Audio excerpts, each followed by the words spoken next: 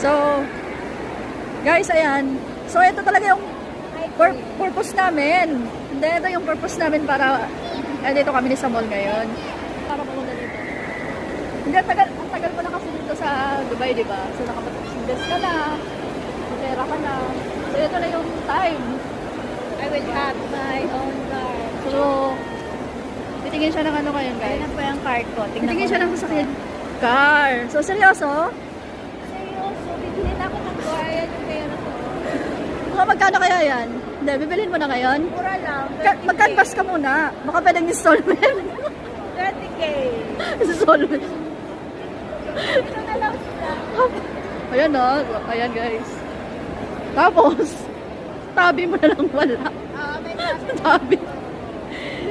Ganda oh.